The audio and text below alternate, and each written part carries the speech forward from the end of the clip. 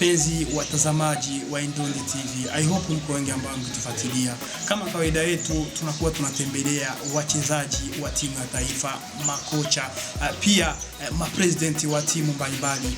Leo hii tumeweza kutembelea mshambuliaji wa timu ya taifa Inamba Mrugamba, ambaye ataweza kuongea mengi kuhusiana na maisha yake ya soka. Vipi aliweza kuwahi kununuliwa kwenye timu ya Interstars, vipi kwa sasa nyumba anaishi iliweza kumharimu pesa kiasi gani, na vipi maisha yake ya soka, wachezaji gani ambaye anawapenda Ulaya, na vipi mchezaji ambaye anamvutia kwenye timu ya taifa. Unahisi ni mchezaji gani? Punde tu tunarejea utaweza kumuona mchezaji huyu.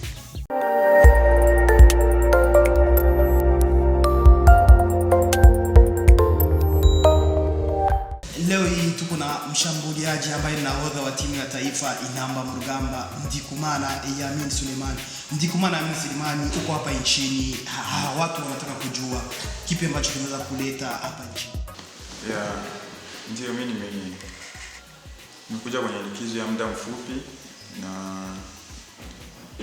nitakuwa hapa kwa kama wiki 2 mpaka 3. Na vipi kule nchini Qatar ambapo unapocheza, mambo yako vipi? Ulikuwa na muda kama miezi 2 aidha miezi 3. Jeraha lako limeshapona au bado kwa sasa? Ndio nilipata jeraha, ilikuwa kwenye mechi ya pili ya ligi na nilikaa miezi 2 bila kucheza. Kawaida ilikuwa mwezi mmoja, lakini niliporudi uwanjani kaonekana kama sijapona vizuri, kidonda kijiunga. Yaani kaonekana kama riski ya kuumia ni kubwa zaidi. Kuumia tena sasa zaidi. So ikanibidi nipumzike tena wiki zingine 4. Kwa jumla ikawa miezi 2 ambayo ilikuwa sikucheza, yani wiki 8. Ikanibidi iwe hivyo, lakini sasa hivi niko vizuri na nilipata ile likizo nicheza mechi zingine 2. Mechi ya kwanza nilicheza kwa kupima, yani dakika ndogo kama dakika 30, ikawa vizuri. Ya kufuata ilikuwa ni ya mwisho kabla ya hii break na nilicheza yote. Na vipi, unasema kwamba umepata likizo kidogo, vipi kule nchini Qatar? Ni Waarabu wanasherehekea Christmas na mwaka mpya? Kwa kweli inakuwa ni dharura tu inatokea, kwa sababu kuna pia wachezaji wa Kikristo na ni lazima wapewe likizo. Sasa muda wote walikuwa wakipewa likizo na sisi tunapatia ndani, kwa sababu ligi inafika inasimama kwenye muda fulani kwa sababu ya wachezaji nini. Kuna timu nyingine na kuna wachezaji wa kigeni kama 4. Wote wakienda likizo, maana yake timu haiwezi kucheza bila professional, So na sisi wageni ambao tuko Waislamu pia tunapatia Tukirudi nyuma, leo hivi wewe ni mshambuliaji wa kwanza hapa nchini Burundi ambao unaweza kununuliwa kwa pesa mengi, unatolewa kwenye timu ya Simba na kurejea hapa Burundi kwenye timu ya Interstars, na wazo ilikuwa ni mwaka 2015. Vipi baada hujakwenda Tanzania, ulikuwa kwenye timu ya Vitalo, lakini ulinunuliwa na Interstars ambayo unajua kwamba ni wapinzani wa hii timu ya Vitalo, ukaja kuchezea timu ya Interstars. Vipi, hapakuwa mtafaruko wote, kugusana kote kwa bifu yoyote kwenye hii timu ya ya timu ya Vitalo pamoja na wewe? Kwa kweli changamoto zilikuwepo na kwanza Vitalo ni timu ambayo babangu alichezea. Sasa ikatokea kuwa kipindi mimi nacheza babangu alikuwa kabisa ni mtu wa karibu kwenye Vitalo, so kipindi nimesign Interstars, changamoto zilikuwepo sana, kuanzia kwa familia mpaka mashabiki na nini, lakini nikawa nimeamua kitu, unaelewa, kama mwanaume kwenye maisha kila mtu anafanya decision yake na vision yake. So nikafanya decision kama mwanaume, sikutaka kusikiliza cha familia cha nini. Ili ambele kufanya decision nilitisha familia, nikamwambia usikie, yani maisha ni hivi. Kwa mzazi ambaye amenilea, nikamwambia napasha kuelewa hapa duniani tunatafuta ni maisha, so siwezi kuacha hizo pesa kwa sababu sijazipata, inabidi tu. Sasa akanielewa, lakini akanielewa na akawa upande wangu. Hapo ni mzazi wa kike. Ilimuuma kwa sababu kwa kiume nilikuwa nimeshamkosa. Na vipi inasemekana kwamba ulinunuliwa pesa milioni 25 za Marundi. Hii ni habari ya ukweli au ilikuwa ni uzushi tu? Kiukweli hizo pesa watu waliziongea haikuwa uongo. Haikuwa uongo. Ilikuwa ni kweli. Hapakuwa cha uongo hata kimoja. Na wakati ulipoisaliti timu ya Vitalo ukaenda kwa mahasimu wao wa jadi ambao ni timu ya Interstars, lakini tulijua kwamba itakuwa vigumu wewe kurudia kwenye timu ya Vitalo, lakini mwaka 2014 tulikuona unarejea kwenye timu ya Vitalo. Vipi hapa? Palikuwa majadiliano fulani au uliomba kwamba uliomba radhi, ilikuwa vipi hapa kusudi urejee kwenye timu ya Vitalo? Kama inavyoeleweka ni kwamba sasa hivi mpira sio feelings, ni business, unaelewa. So kipindi hicho nilirudia hapa, nilikuwa na vision fulani. Hata Interstar wanajua, niliwaomba niwachezee miezi kadhaa, niwachezee bure, na ikiwezekana mimi kuondoka, niondoke kwa sababu nilikuwa niko kwenye target fulani, na hiyo target ilikuwa inaomba miezi kadhaa. Sasa na hiyo miezi kadhaa siwezi kukaa tu chini bila kucheza, unaelewa, kama mchezaji. So niliomba kwenye Interstar kwanza, niliomba bila kwenda Vitalo, nianza kuomba Interstar. Naanza kuongea na Interstar kwamba mimi napashwa nikae hapa miezi fulani na siwezi kukaa bila kucheza. Nataka niwachezee. Then muda wangu ukifika mimi niondoke na karatasi nitawaandikia. Sitaki pesa yenu, sitaki nini hata kimoja. Nataka tu niwachezee, ni keep form yangu kuwa kama mchezaji. No, sio ifikie mimi kwenda huko niwe nimenenepa, labda niongeza kilo au form iko down. No. Na wakati naweza kanita tu nafikia kucheza league. Unaelewa? Ninatakiwa kuwa form. Ndio ilivyokuwa hivyo, nikaona pako pingamizi. Interstar jibu linalonipa na Vitalo jibu linalonipa ilikuwa tofauti. So nikafanya maamuzi tena, nikageuza, nikaenda kwa Vitalo Na Vitalo walikupokea vipi? Kwa sababu ulikuwa ushawasaliti. Ilikuwa vipi? Hakuna tatizo yote ambayo ilitokea kati ya wewe na Vitalo? Haikuwa kama usaliti, ilikuwa ni maamuzi yangu. Ni mfano Barcelona na Neymar. Sio kusalitiana, yani ni maamuzi yanatokea, unaona. So kipindi hicho uongozi nilikuta kwenye Vitalo ulikuwa ni mpya, na walikuwa wanakuja sasa kutengeneza timu. Lakini walikuwa na historia hiyo. Lakini wakanielewa. Bwana, huyu ni mchezaji anatakiwa hivi, anatakiwa hivi. So wakakubali, tukaelewana, tukaandikiana, then tukafanya kazi. Na kwa sasa leo tena naweza kusema leo wewe ni mshambuliaji wa kwanza ambaye anacheza soka hapa nchini Burundi, ambaye ni mchezaji wa Burundi wa Inama Mugamba, unacheza soka nchini Qatar. Vipi leo timu nyingi ambazo umekwisha pitia Ulaya, Norway, ukapitia Qatar, hivyo Qatar, umepitia Belgium, umepitia fasi nyingi. Unaweza kukumbusha timu ambazo umekwisha pitia? Timu nazikumbuka kwa sababu ni njia ambayo nimepitia kwenye kariera yangu. So nilitoka hapa nikaenda Tanzania. Simba. Nikaenda Simba. Nilitoka Simba nikarudia hapa nikacheza Interstar. Then baada ya Interstar nikaenda Ulaya. Interstar ulicheza miaka mingapi? Sikuwa nazidisha mwaka mmoja. Kariera yangu yote nadhani sasa. Yaani mapesa yote ambayo yalipewa milioni 25 ulicheza mwaka mmoja. Aidha walinunua kama mchezaji wao. Walinunua kama mchezaji wao. Then tukafanya mwandiko kila kitu, lakini baada ya muda mfupi tu nikapata sasa mwaliko kwenda kufanya majaribio. Na hivi leo hivi Interstars ilikununua kama mchezaji wao, ukinunuliwa wanapata percent fulani? Kipindi hicho tuliweka kabisa kwenye mkataba kama mimi nikinunuliwa nje kuna percent fulani itaenda kwao. Unaelewa? Kuna percent fulani itaenda kwa timu yangu ya Club de Rogine. And then nyingine sitaenda kwa manager. Ikawa hivyo yani. Yaani kipindi hicho kwa kuwa ndio ilikuwa mwaka wa kwanza, lakini sikuweza kupata percent yoyote. Kuchezea mshahara. Na umetuambia kama ulitoka Simba alafu kaenda kufanya majaribio nchini Ulaya. Kwa Norway, yes. Ilikuwa vipi? Nilifanya tu majaribio, kufanya mazoezi tu wiki ya kwanza. wakavutiwa kwa sababu nilikuwa nishakuwa na ile experience. Nyuma miaka 2 nilikuwa ninatoka Belgium.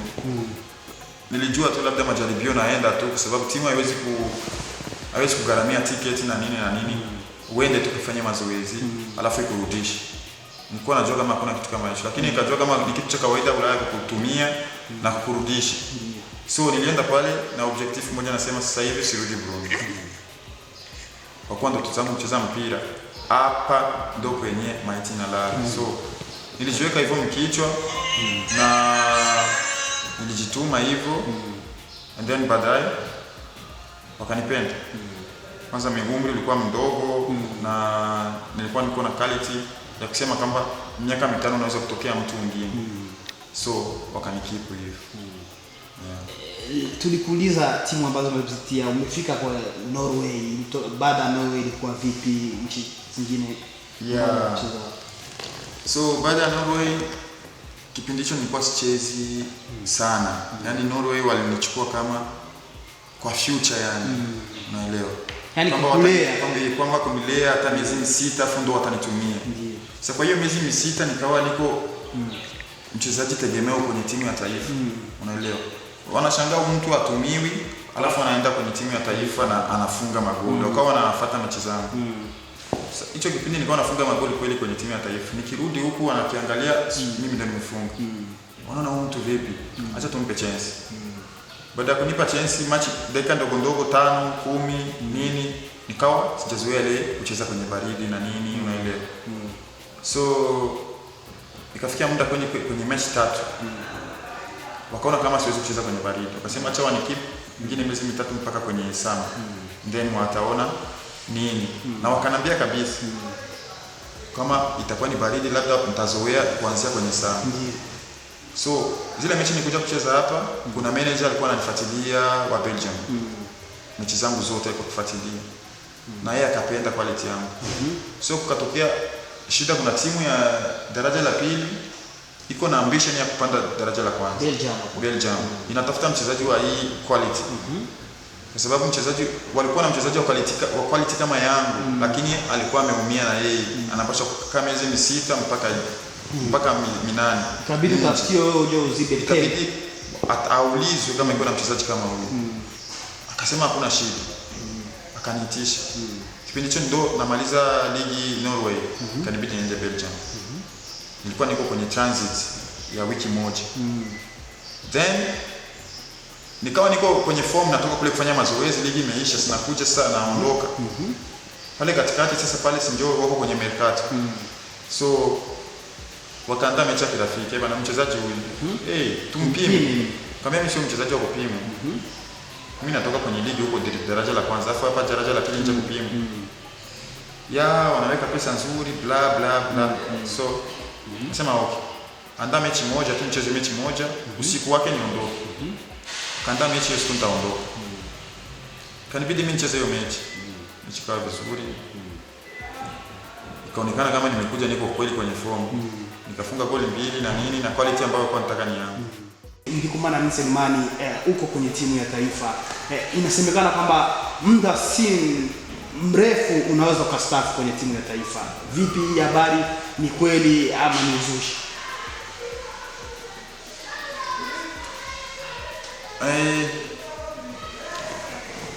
Sio kweli. Sijaongelea kitu kama hicho, na kikitokea nitaweka wazi. Kwa sababu hatuwezi kung'ang'ania timu ya taifa, unaelewa. Ndio mafanikio fulani tumeyapata kupitia timu ya taifa, jina tulilipata kupitia timu ya taifa, unaelewa. Yaani kiufupi maisha tulipata maisha ya kutokulala na njaa kupitia timu ya taifa. Na vipi tukienda hapa kwenye timu ya taifa Inama Mrugamba, ni mchezaji upi ambaye huwa mnakutanisha, ambaye unaipenda wewe sana kuliko? Kukutanisha aje? Sijaelewa. Nasema hivi, katika timu ya taifa Inama Mrugamba, unapenda mchezaji gani kuliko wengine? Ya sasa hivi au ya miaka yote? Na kwa ujumla wale ambao wana selection ya zamani mpaka ya sasa. Nataka mchezaji mmoja ambaye unasema huyu ni mchezaji ambaye mimi tunakutanisha ikiwa nje ya kiwanja na ndani ya kiwanja? Bana, mimi nadhani wa mchezaji atakuwa ni Saido. Ni wazomizi. Yeah. Na vipi leo hii timu ya taifa, mkizani walikuwa wanafuatilia mechi walikuwa wanacheza Sekafa Kenya, vipi timu ya taifa waliona vipi timu ya taifa sasa? Yaani kweli kipindi nilikuwa huko sikuwa nafuatilia direct, lakini nilikuwa online muda kwa muda, labda nawasiliana na watu wananiambia hivi. Nilisikia mechi kama 2-3 za mwanzo kabla hatujatolewa, watu walikuwa vizuri na walikuwa wanajituma na palikuwa ule umoja kwenye timu, kitu kama hicho. So hii kutolewa ilitokea tu, ni mistake inatokea hata kwa timu kubwa, unaelewa. Hata Manchester kuna kipindi inaziwia kabisa, inaonekana kama inashindwa, lakini inastahili kuziwia. So ile ni naweza nikasema ni manque d'experience. Vitatufunza kitu kwa mashindano ambayo yanakuja, na tutajikosora kupitia nani hii mistake hiyo ambayo imetokea. Kwa sababu timu ni nzuri, ukifuatilia watu kwa jumla ambao wanasema timu ni nzuri. So hizo mistake hata walimu waliona kama hii ni mistake, labda kwa wachezaji, labda kwa ufundi. So watatulia, watakaa chini, wataangalia ile kosa, then wataangalia cha kufanya kwenye mechi za kufuata. Na kitu gani ambacho wewe unachopenda katika maisha yako? Kitu gani ambacho kinakuvutia katika maisha yako? Unapenda kitu gani? Sijakuelewa. Kwa sababu kila mtu anapoona kitu anasema mimi napenda kitu fulani. Wewe ni kitu gani cha maana unaweza kusema hichi kitu nakipendaga, hasa nikikiona nakipenda, aidha klabu au nini? Unapenda kitu gani katika maisha yako? Yaani sana kuspend time na familia yangu. Yaani kuwa karibu na familia, kutoka sana na familia. Na swali la mwisho, vipi hasa kwa sasa wachezaji wa Inamba Mrugamba, wewe ni mkubwa wao, vipi hii horodha ambayo unaiona kwa sasa wa vijana wa sasa wa Inamba Mrugamba ambao wanakuwa wanaitishwa, unaona hali yao vipi? Unaona kama miaka ijayo wataanza kuwa kutokea wachezaji mahiri sana ya mbele? Nadhani kama kwa hilo nitakuwa sina mjadala, kwa sababu Burundi hicho kitu tuko nacho. Unaona, hicho kitu tuko nacho Burundi, na sidhani kama kitakuja kufa leo. So kutokana na orodha ni kutokana na kitu ambacho kocha ameona kwa mchezaji au chenye anataka mchezaji awe uwanjani. Mimi siwezi kujadili kwa hicho, lakini chenye najua tu Burundi tuna talent na Messi na Cristiano Ronaldo, unapenda nani? Swali mbona ni ngumu. Kwa sababu kila mtu anakuwa na mchezaji wake ambaye anapenda. Pako ambaye anampenda Messi na pako anampenda Cristiano. Je, wewe kwa wao wawili unachagua nani? Unapenda nani? Kwa sababu tuna mchezaji ni Messi. Wewe ni Messi. Na kitu gani hapa hasa unaona Messi ambacho anamshinda Cristiano? Siwezi kusema kama anamshinda, lakini kuna kile kitu chenye alipewa chenye Cristiano ana. Kipi sasa? Na kuna kile kitu chenye Cristiano alipewa Messi ana. So, lakini mimi kijangu huwa napenda uchezaji wa Messi. Unapenda uchezaji wa Messi? Acha nikushukuru nahodha wa timu ya taifa Inamba Mrugamba. Karibu tena. Asante sana kwa kuweza kutupokea. I hope tukirejea tena utaweza kutupokea. Karibu.